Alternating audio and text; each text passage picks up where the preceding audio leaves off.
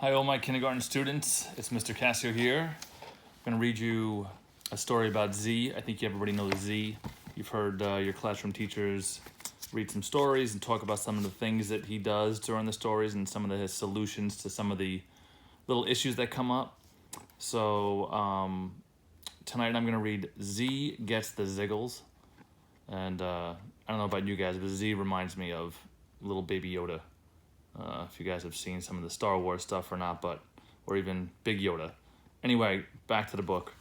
We're going to read Z Gets the Ziggles. I'm going to show you the pictures, so I'm going to flip the phone over so you can see them as I'm reading, and then we're just going to discuss a little bit at the end about what went on in the story and some good things we could do on our own when we get into some of the situations that he gets in. Okay, so here comes Z Gets the Ziggles. There's that first page right there to see the title. So let's get started here. What is something that makes you feel really excited or loud or wiggly? What is it like to be around someone else who is very excited or loud or wiggly when you aren't feeling that way?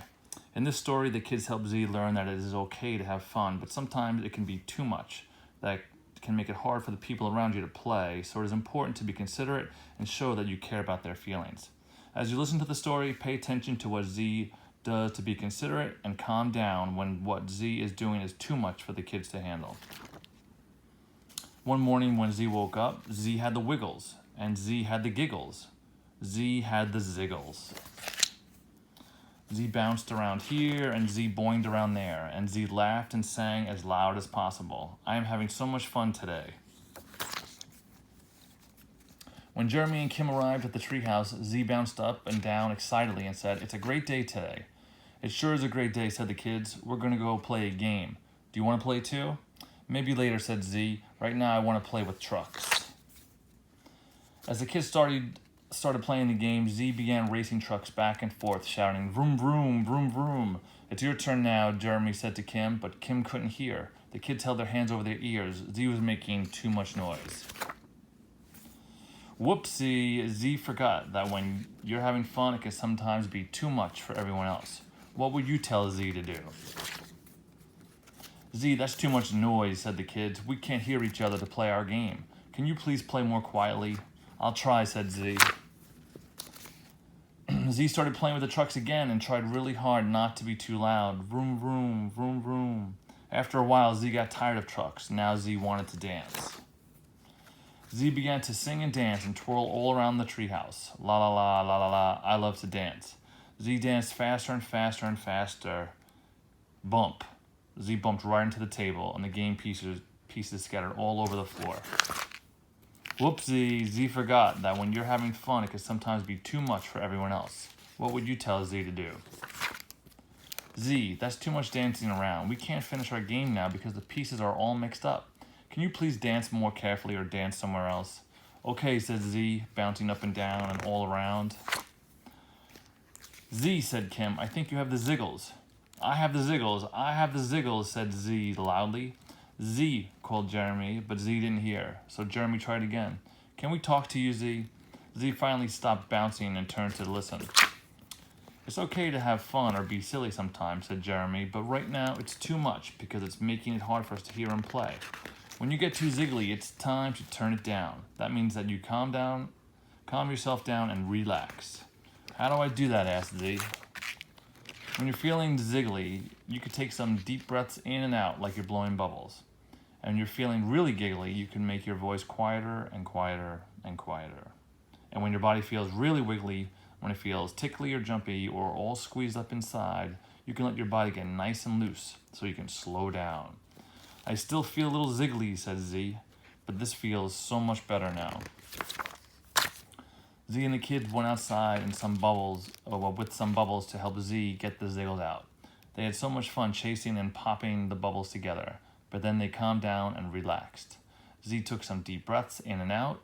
Kim laughed more and more quietly, and then just smiled. Jeremy slowed down until his body was still. They lay in the grass together and watched the bubbles floating gently above their heads, and it felt very good.